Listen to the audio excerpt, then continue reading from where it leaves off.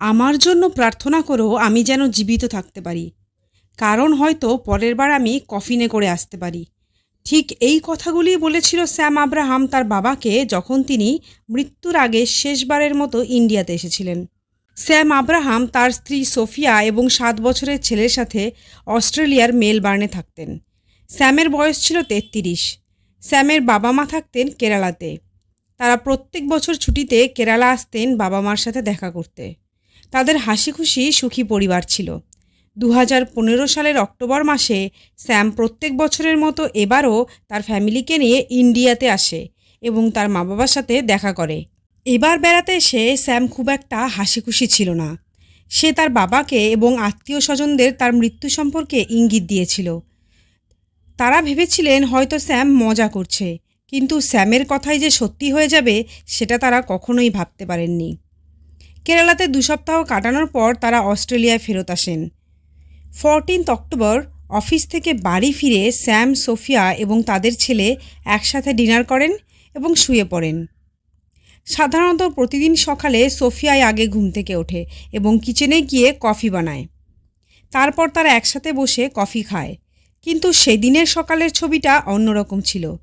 Sophia সেদিন ঘুম থেকে উঠে কিচেনে গিয়ে কফি তৈরি করেন, কিন্তু স্যাম তখনও ঘুমোচ্ছিলেন।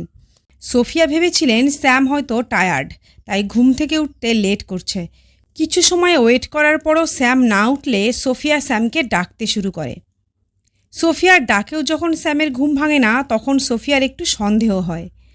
পরে সে স্যামকে ধাক্কা দিয়ে তোলার চেষ্টা করে, কিন্তু স্যামের দেহ নিথর হয়ে পড়েছিল। এবার সোফিয়ার সন্দেহ ভয়ে রূপান্তরিত হয়। সে ভয়ে আরও জোরে জোরে ডাকতে শুরু করে এবং তার দুচোখ দিয়ে অঝরে জল পড়তে থাকে। তার চিৎকার শুনে পাশের প্রতিবেশীরা ঘরে চলে আসে এবং স্যামের অবস্থা দেখে তারা অ্যাম্বুলেন্সে কল করেন। প্যারামেডিক্স আসে এবং স্যামকে দেখে মৃত ঘোষণা করে। এটা শুনে সোফিয়ার মাথায় আকাশ ভেঙে পড়ে। সে বুঝতেই পারছিল না সে কি করবে। সে দিনরাত শুধু কান্না করতে থাকে স্যামের কথা ভেবে। ইনিশিয়ালি তারা জানান যে স্যামের হার্ট অ্যাটাকে মৃত্যু হয়েছে। তার বডি পোস্টমর্টমের জন্য পাঠানো হয়। স্যামের মৃত্যুর খবর শুনে স্যামের বাবা মা ভেঙে পড়েন। তাদের একমাত্র সন্তান ছিল স্যাম। ছোটবেলা থেকেই সে খুব মিষ্টি স্বভাবের ছিল। তার এই অকাল মৃত্যু তার বাবা মা কিছুতেই মেনে নিতে পারছিল না। 18 অক্টোবর তার বডি মেলবার্ন থেকে কেরালাতে পাঠানো হয় সমস্ত রিচুয়াল কমপ্লিট করার জন্য। সেখানে তার সমস্ত রিচুয়াল কমপ্লিট হওয়ার পর স্যামকে তার দাদুর কবরের পাশেই সমাধিস্থ করা হয়। শেষবারের মতো বাড়িতে এসে সে এই কথাটিও তার বাবাকে বলেছিল যে সে মারা গেলে তাকে যেন তার দাদুর কবরের পাশেই রাখা হয়। স্যাম মারা যাওয়ার পর শুধুমাত্র স্যামের ফ্যামিলি নয়, গোটা গ্রামটাই শোকস্তব্ধ হয়ে গিয়েছিল। সোফিয়া স্যামের বাবা মার কাছে 5 দিন ছিল। ওই 5 দিন সে শুধু কান্না করেই কাটিয়েছিল। তারপর তার মনে হয়েছিল হয়তো কেরালাতে থাকলে সে কোনোদিনই মুভ অন করতে পারবে না। যদি সে মেলবার্নে ফিরে গিয়ে তার কাজে আবার জয়েন করে তাহলে হয়তো সে কিছুটা রিলিফ পাবে। তাই 24 অক্টোবর সোফিয়া এবং তার ছেলে অস্ট্রেলিয়ায় ফিরে যান। অস্ট্রেলিয়া ফিরে এসে তারা প্রত্যেক শনিবার করে স্যামের বাবা মাকে ভিডিও কল করত। স্যাম মারা যাওয়ার প্রায় 10 মাসের মাথায় হঠাৎ একদিন শনিবার সোফিয়ার কোনো কল আসে না। তারা ভাবে যে হয়তো সোফিয়া কোনো কাজে ব্যস্ত ছিল বা হয়তো সে ভুলে গেছে কল করতে। এরপর পরের সপ্তাহেও সেম একইভাবে তারা সোফিয়ার কলের ওয়েট করতে থাকে, কিন্তু সেই দিনও কোনো কল আসে না। তারা চিন্তায় পড়ে যান, কারণ 10 মাসে এই প্রথমবার যে সোফিয়ার তরফ থেকে কোনো কল আসলো না। তারা ওই দিন সোফিয়ার বোনকে কল করে খোঁজ খবর নেন, কিন্তু সোফিয়ার বোন সোমিয়ার কাছ থেকে তারা যেটা শুনতে পান তাতে তাদের মাথায় আকাশ ভেঙে পড়ে। সোনিয়া জানায় যে সোফিয়াকে পুলিশ স্যামের মার্ডার কেসের সাসপেক্ট হিসাবে ধরে নিয়ে গেছে, আর তার ছোট্ট ছেলেটি তার কাছেই আছে। এতদিন তারা জানতেন যে তাদের একমাত্র সন্তানের হার্ট অ্যাটাকে মৃত্যু হয়েছে, কিন্তু স্যামের মৃত্যু যে আসলে স্বাভাবিক মৃত্যু ছিল না, তাকে পরিকল্পনা করে মারা হয়েছে, আর এই পরিকল্পনার পেছনে তাদেরই বৌমার হাত আছে, এসব তারা মেনে নিতে পারছিলেন না। স্যাম এবং সোফিয়া কেরালার কোল্লাম ডিস্ট্রিক্টের কারুভালুর গ্রামে থাকতেন। তারা একে অপরের প্রতিবেশী ছিলেন এবং ছোটবেলা থেকেই একসাথে বড় হয়ে উঠেছেন। স্যাম খুবই মিষ্টি স্বভাবের সাদাসিধা ছেলে ছিল।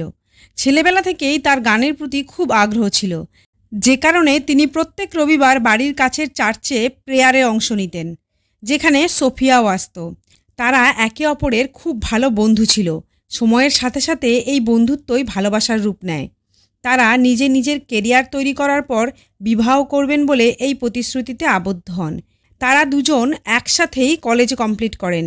এরপর স্যাম তামিলনাড়ু চলে যান MBA কমপ্লিট করার জন্য। অন্যদিকে সোফিয়া মহাত্মা গান্ধী ইউনিভার্সিটি থেকে ইলেকট্রনিক্সে MSc করেন এবং বেঙ্গালুরুতে একটি IT কোম্পানিতে চাকরি করতে শুরু করেন। এরপর সোফিয়া তিরুবনন্তপুরমে শিফট করেন নিজের চাকরির সুবাদে। স্যাম নিজের MBA কমপ্লিট করার পর একটি লোকাল ব্যাংকে কাজ করতে শুরু করেন। পরবর্তীতে তিনি দুবাইতে শিফট হয়ে যান একটি UAE ফরেক্স এক্সচেঞ্জ কোম্পানিতে কাজ পাওয়ার পর। এরপরেই তারা দুজনে বিয়ে করার সিদ্ধান্ত নেন। স্যাম নিজের বাড়িতে তার এবং সোফিয়ার সম্পর্কের কথা জানান। প্রথমে স্যামের বাবা এই বিয়েতে রাজি ছিলেন না। তিনি সোফিয়াকে পছন্দ করতেন না। কিন্তু সোফিয়া স্যামকে বিয়ে করার জন্য এতটাই ডেসপারেট ছিল যে স্যামের বাবাকে হুমকি দেন যে তাদের বিয়ে না হলে সে সুইসাইড করবে। তখন স্যামের বাবা বিয়েতে রাজি হয়ে যান। 2008 সালে স্যাম এবং সোফিয়া ফাইনালি বিয়ে করে নেন। 2009 সালে তাদের একটি পুত্র সন্তান হয় এবং তাদের সংসার খুশিতে ভরে ওঠে। স্যামের মার্ডার কেসে অস্ট্রেলিয়ান পুলিশ দারুণ অ্যাক্টিভভাবে কাজ করেছিলেন। সবাই যখন জানতেন স্যামের হার্ট অ্যাটাকে মৃত্যু হয়েছিল, তখন পুলিশ কেন সোফিয়াকে অ্যারেস্ট করেছিল? এরই উত্তর খুঁজতে আমাদেরকে জানতে হবে স্যামের পোস্টমর্টম রিপোর্টে এক্স্যাক্টলি কী এসেছিল। পুলিশ রিপোর্ট হাতে পাওয়ার পর দেখেন যে স্যামের মৃত্যুর কারণ ছিল সায়ানাইড। স্যামের ব্লাডে প্রচুর পরিমাণে সায়ানাইড পাওয়া যায়। শুধু তাই নয়, তার রক্তে ড্রাগসও পাওয়া যায়, যেটা খাইয়ে তাকে সম্ভবত বেহোশ করা হয়েছিল। এই সমস্ত রিপোর্ট হাতে পেয়ে পুলিশের সন্দেহ হয় যে এটা একটা প্ল্যান্ড মার্ডার। সমস্ত তথ্য প্রমাণ স্যামের স্ত্রী সোফিয়ার দিকে ইন্ডিকেট করছিল। Maybe she was involved in the murder. এখন প্রশ্ন হলো, সোফিয়া যে নিজের স্বামীর মৃত্যুতে এতটাই ভেঙে পড়েছিল, এত কান্নাকাটি করছিল, এমনকি সে নিজের স্বামীকে অনেকটা ভালোই বাসত, তাদের লাভ ম্যারেজও হয়েছিল, তবে সে কিভাবে স্যামের হত্যা করতে পারে? যদি হত্যাই করে থাকে তবে কেন? নাকি সে নিজেই কোনো বড় গেম প্ল্যানের শিকার? অস্ট্রেলিয়ান পুলিশ খুব সতর্কভাবে কেসটা নিয়ে এগোচ্ছিলেন। স্যামের পোস্টমর্টম রিপোর্ট তারা সোফিয়ার কাছ থেকে লুকিয়ে যান। শুধু তাই নয়, তারা এই কেসটাকে সলভ করার জন্য অস্ট্রেলিয়ার একটি খুব কমন ট্যাকটিক ইউজ করেন। যেখানে অপরাধী সরাসরি ধরা পড়ে না, সেখানে তারা অপরাধীকে মুক্ত ছেড়ে দেন। এমন ভাব করেন যেন কেসটা ধামাচাপা পড়ে গেছে। অপরাধীকে এটা ভাবতে বাধ্য করান যে তার উপরে আর কোনো প্রকার সন্দেহ নেই। এই ভাবনার বশবর্তী হয়ে যখন অপরাধী তার খোলস ছেড়ে বেরিয়ে আসে, তখনই তারা তাকে অ্যারেস্ট করে নেন। সোফিয়ার ক্ষেত্রেও ঠিক তেমনটাই ঘটে। অস্ট্রেলিয়ান পুলিশ রিপোর্ট পাওয়ার পর সোফিয়াকে কোনো জিজ্ঞাসাবাদের জন্য ডাকেননি, বরং তারা অনেকগুলো টিম গঠন করে যারা সোফিয়ার সমস্ত গতিবিধির ওপর নজর রাখছিল। একটি টিম সে কোথায় যাচ্ছে, কার সাথে যাচ্ছে, কখন ফিরছে ইত্যাদির উপর নজর রাখছিল। একটি টিম তার সমস্ত ফোন কলসের ওপর নজর রাখছিল, সে কখন কাকে ফোন করছে আর কতক্ষণ কথা বলছে ইত্যাদিতে, যাতে তারা কোনো ক্লু খুঁজে পায়। অন্য একটি টিম তার সমস্ত ব্যাংক ট্রানজ্যাকশনের ওপর নজর রাখছিল, যাতে কোনো আনইউজুয়াল ট্রানজ্যাকশন থেকে তার কোনো মোটিভ খুঁজে বের করতে পারে। স্যামের মৃত্যুর 5 মাসের মাথায় পুলিশ একটি ইম্পর্টেন্ট ক্লু পায়। সোফিয়া স্যামের কার্ড অরুণ কমলাসনান নামের এক ব্যক্তির নামে ট্রান্সফার করে দেয়। কিছুদিন পরে সে ওই অরুণ নামের ব্যক্তির সঙ্গে জয়েন্ট অ্যাকাউন্টও খোলে এবং সমস্ত টাকা ওই অ্যাকাউন্টে ট্রান্সফার করে। যে টিমটি সোফিয়ার গতিবিধির ওপর নজর রাখছিল তারাও লক্ষ্য করেন যে সোফিয়া অরুণ নামের ব্যক্তিটির সাথে প্রায়শই দেখা করত। প্রথম দিকে তারা সরাসরি দেখা করত না, তারা ডিস্টেন্স মেনটেন করে কথা বলতো, যাতে দূর থেকে বোঝা না যায় তারা একে অপরের সাথে কথা বলছে। আবার কখনো তারা দেখা করে দূর থেকেই ফোনে ফোনে কথা বলতো। কিন্তু সময় যত এগোতে থাকলো ততই তাদের মধ্যে কনফিডেন্স বাড়তে থাকলো। তারা সরাসরি দেখা করে কথা বলতে শুরু করলো। তারা বেশিরভাগ সময় মেলবার্নের কোনো এক পার্কে বা ক্যাফেতে দেখা করত। যে টিমটি সোফিয়ার কল ডাটার ওপর নজর রাখছিল তারাও লক্ষ্য করছিল যে সোফিয়া এই অরুণ নামের ব্যক্তিটির সাথে ঘন্টার পর ঘন্টা ফোনে কথা বলতো। কিন্তু এখন প্রশ্ন হলো, এই অরুণ কমলাসনান আসলে কে? সোফিয়ার সাথে তার কি সম্পর্ক? স্যামের মৃত্যুতে কি তারও হাত আছে? এবার পুলিশ অরুণ নামের ব্যক্তিটির ব্যাপারে সমস্ত ইনফরমেশন খুঁজতে শুরু করলো। আসলে এই অরুণ নামের ব্যক্তিটির এন্ট্রি হয় স্যাম এবং সোফিয়ার জীবনে বহু বছর আগেই। 2003 সালে যখন তারা একে অপরকে বিয়ে করার প্রতিশ্রুতি দিয়েছিল, তার ঠিক পরেই স্যাম তামিলনাড়ুতে চলে গিয়েছিল MBA কমপ্লিট করার জন্য, আর সোফিয়া মহাত্মা গান্ধী ইউনিভার্সিটিতে ভর্তি হয়েছিল ইলেকট্রনিক্সে এমএসসি করার জন্য। সেখানেই সোফিয়ার সাথে অরুণের প্রথম দেখা হয়। প্রথম দিকে তাদের মধ্যে বন্ধুত্বের সম্পর্ক ছিল। তারা একে অপরের সাথে অনেকটা সময় কাটাতো, একসাথে পড়াশোনা করত। তাদের মধ্যে ভালো বন্ড তৈরি হয়। সময়ের সাথে সাথে তাদের এই বন্ড আরও স্ট্রং হয়। সোফিয়া একটা কমিটেড রিলেশনশিপে থাকা সত্ত্বেও অরুণের জন্য তার মনে ভালোবাসার অনুভূতি তৈরি হতে থাকে। এমনকি সে অরুণকে প্রপোজও করে, নিজের ভালোবাসার কথা জানিয়ে। অরুণও কম নয়, সে সোফিয়ার রিলেশনশিপ সম্পর্কে জানা সত্ত্বেও সোফিয়ার সাথে ভালোবাসার সম্পর্ক তৈরি করে। তাদের কলেজ লাইফের শেষে গ্র্যাজুয়েট হওয়ার পর অরুণ 2005 সালে জব পেয়ে যায়। অন্যদিকে স্যামও তার ডিগ্রি কমপ্লিট করে কেরালাতে ফিরে আসে। সোফিয়া এবং স্যামের সম্পর্ক আবার আগের মতো হয়ে যায়।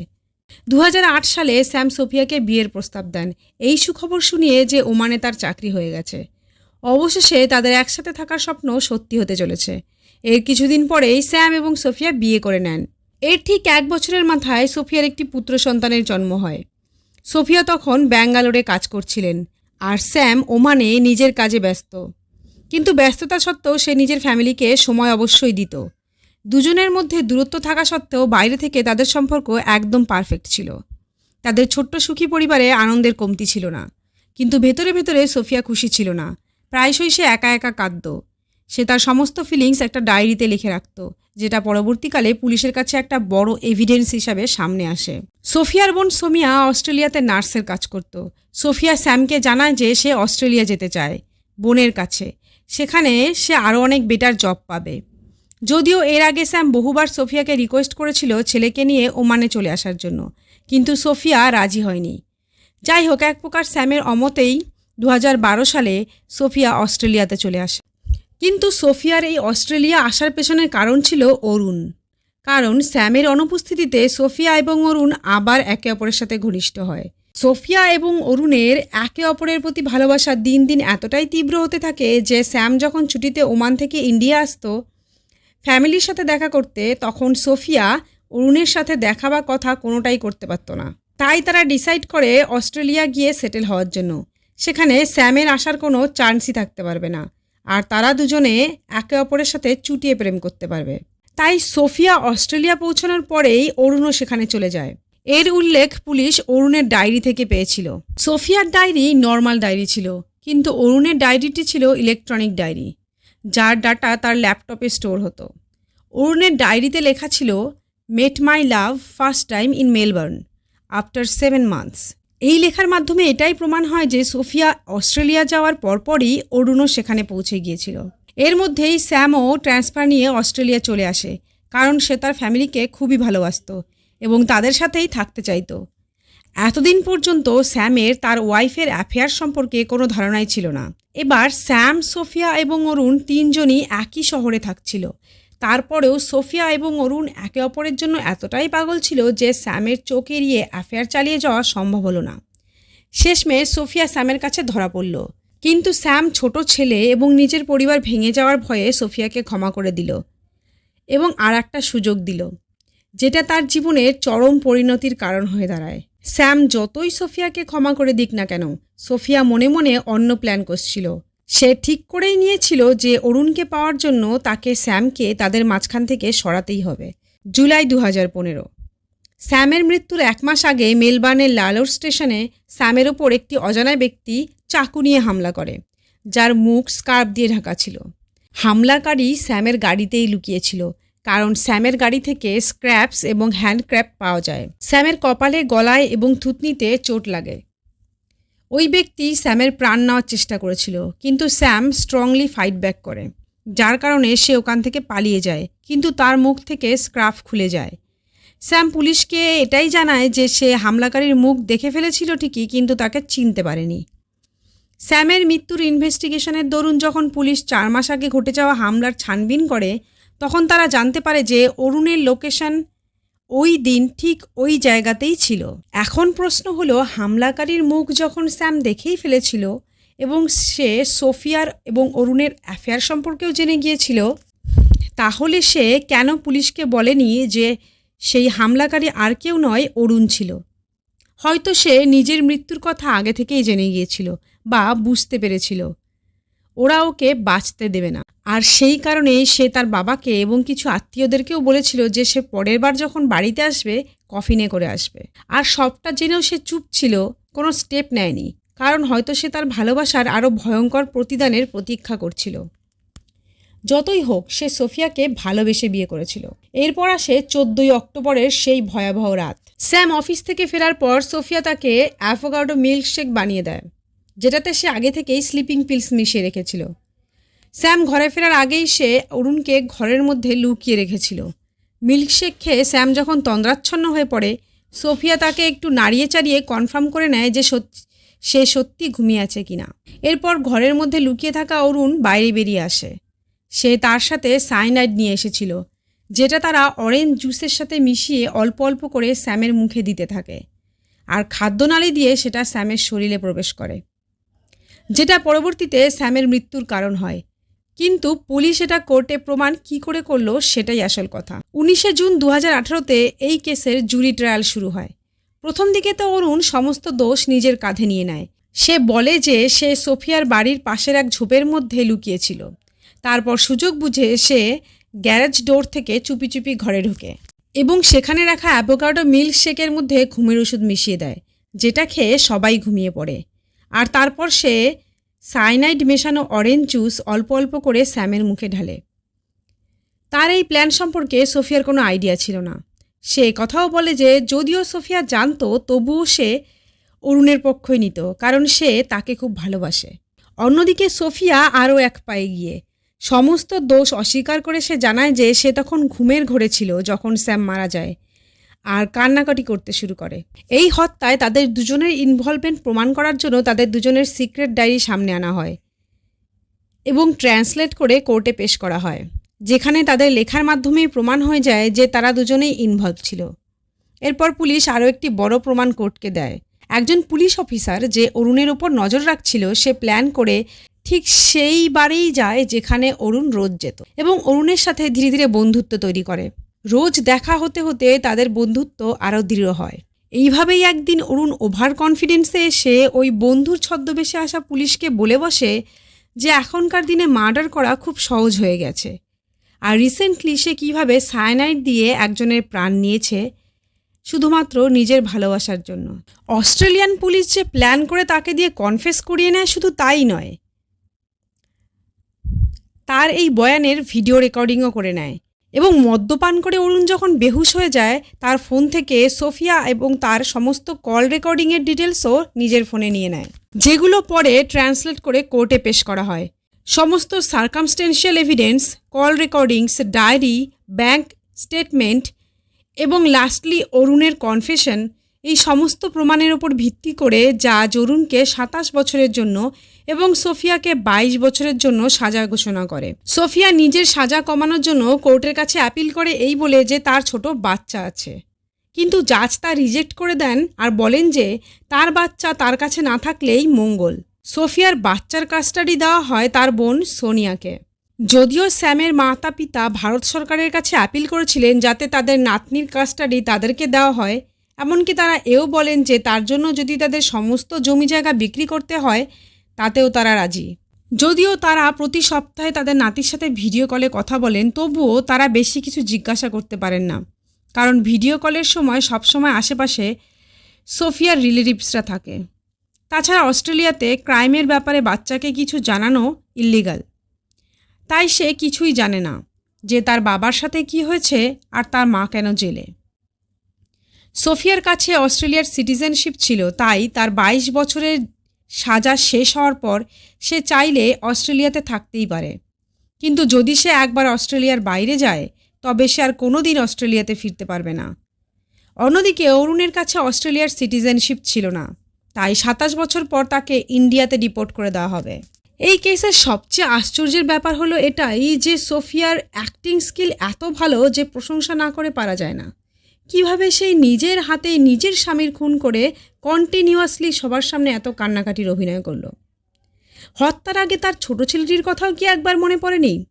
শুধু তাই নয়, অরুণের নিজেরও ফ্যামিলি ছিল, সে বিবাহিত ছিল, তার স্ত্রী এবং সন্তান ইন্ডিয়াতে থাকতো।